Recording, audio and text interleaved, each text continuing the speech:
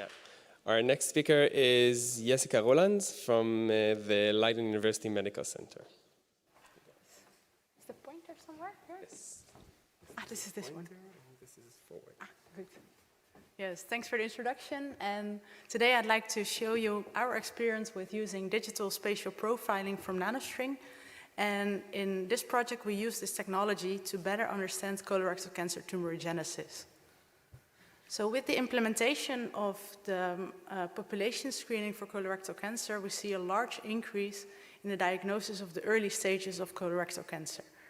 And this is, of course, a very positive sign, as it really demonstrates that we are able to intercept the development of colorectal cancer at an earlier phase.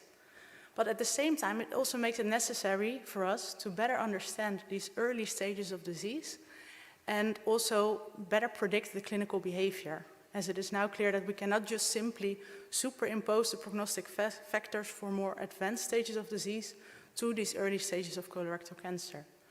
So in this slide, you see an example of such an early stage of colorectal cancer. And actually, these represent very interesting samples, as they contain normal They contain normal tissue, different grades of dysplasia, and eventually also cancer, and all in one single sample. So therefore, these type of tissues are actual ideal candidates for spatial transcriptomics approaches. And this is exactly what we did. So we used digital spatial profiling or geomics from NanoString. And with this technology, you can capture the expression of many genes simultaneously within defined regions of interest throughout your tissue. So a typical workflow of a geomics experiment looks like this. It's very flexible depending on your research question, but I will just guide you through our steps that we took in our specific project. So we started by selecting the regions of interest. So we selected regions of interest spanning this continuum from normal tissue all the way to colorectal cancer. And then a major advantage of the geomics approach is that next to selecting those regions of interest, one can also make use of segmentation. So in this project, we chose to segment based on pancytokeratin and vimentin on the protein level to really segment each of those ROIs in the stromal and the epithelial component. So then the actual technology itself, I will not go into too much detail, but the most important thing is that it works with RNA reagents. And these consist of probes that are complementary to target RNA on the slide. And to each of those probes, a DSP barcode is attached. So after loading and selecting the regions of interest within the software, a UV light will really specifically illuminate only those coordinates, cleaving off those DSP barcodes, collecting them and counting them. So you get exactly a gene transcriptional profile for each of the distinct segments that you selected. So, and then the final part is the data analysis and processing. That is actually the part where the real fun starts. You can explore your data, perform quality control, normalize in the analysis suite that NanoString software provides. But you can also choose to export the data for downstream analysis in any kind of software that you prefer. So for us, we chose to perform the downstream analysis all in R. So the first thing that we did when we got these data is to get a high-level overview of the data by performing dimension reduction. So in this tSNE, each specific dot is a different area of illumination. And as you can appreciate here, there's a near-perfect segregation by segment. And this is, of course, not a big surprise, as we know that the epithelium is very different from the stroma, but it's really supporting that the technology is working as it should.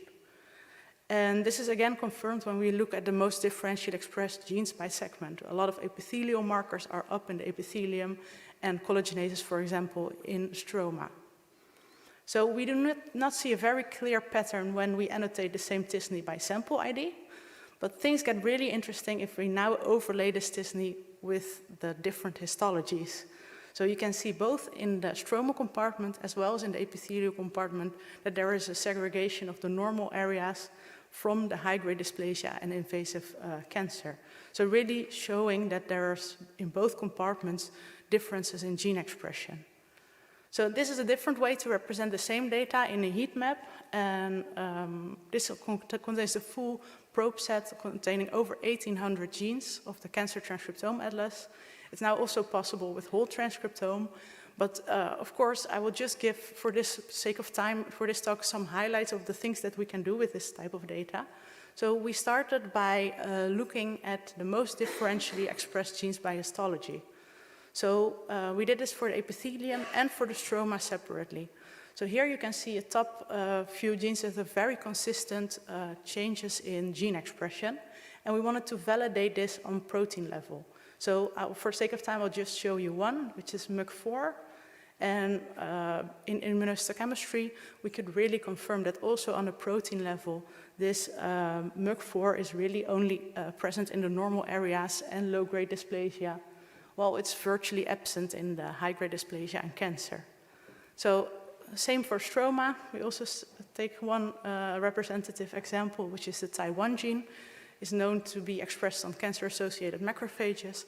And here, again, very convincingly, we could see that also on the protein level, this gene was very highly upregulated and very specific to the stroma. So this is just a first glance of the data and very reassuring. So other things that we could do is perform immune cell deconvolution. So using the gene expression data from the stroma to estimate the relative proportions of distinct immune cell populations. So we saw that, for example, plasma cells and B cells all go down, different T cell populations as well, whereas macrophages, fibroblasts, and endothelial cells all go up when progressing from normal tissue to cancer. So we also, this just the highlights of the things that you can do with the data is look at the alterations of immune-related pathways, for example. So we are very intrigued to see that from normal tissue to cancer, we see a lot of innate immune activation. We wanted to complement these data with imaging mass cytometry for better characterization of the immune microenvironment to really define the distinct immune subpopulations that are present in the tumor microenvironment. And actually, we can confirm, indeed, with this different complementary technology, that there was an increase in macrophages, but not just macrophages in general. It was really a specific subset of macrophages, which were the CD204 positive and HLA-DR negative macrophages. So I'd just like to show you some examples. So this is an example of HLA-DR positive macrophages in the normal areas. And in the next slide, you will see in the tumor that there's a very different phenotype of macrophages there.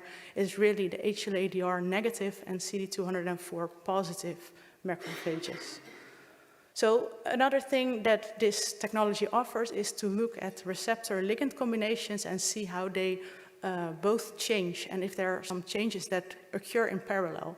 So one of the combinations that immediately captured our attention was the SERP-alpha CD47 axis. And you can really see that in the stroma, there's a huge increase in SERP-alpha, very specific to the stroma. And CD47 was really upregulated in the epithelial component.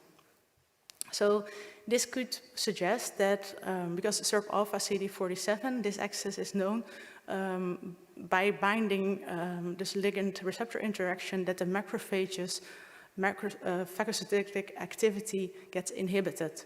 So this could well be a mechanism of those cancer cells to escape being recognized by the immune system and being phagocytosed by the macrophages.